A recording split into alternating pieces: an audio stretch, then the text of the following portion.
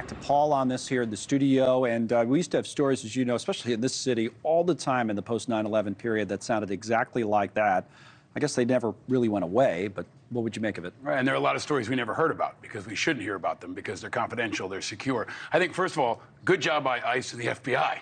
I don't think we talk enough about how these folks have kept us safe, since 9/11, time and time again, in many ways we don't know about. So good on them for tracking these guys down and making it a focus. But I think the larger issue remains. We are always under threat from any number of adversaries from all sides, and a porous border where you can't screen people is a vulnerability. We don't have to scaremonger, but we do have to stay vigilant. There's not only people from Tajikistan, but there's folks who are sympathetic with Gaza, who are sympathetic with the Russians. Any number of folks may want to attack Americans. We've got to increase our vigilance. We've got to increase our bipartisanship, I think, in focusing on national security and understand the threats are foreign, but they're also domestic. And they're made worse, though. In fair, like you said, you don't have to be a scaremonger to say that things are made worse or the risk is higher because of the border crisis, right? Is that fair? Yeah, I mean, it's all intertwined, right? Like, we're engaged in more places around the world. There are more people that hate Americans because of our position on Israel, or because of our support for Ukraine, or any other number of issues. And if you're somebody who wants to attack Americans, you might get on a boat or get on a plane and take the long way all the way around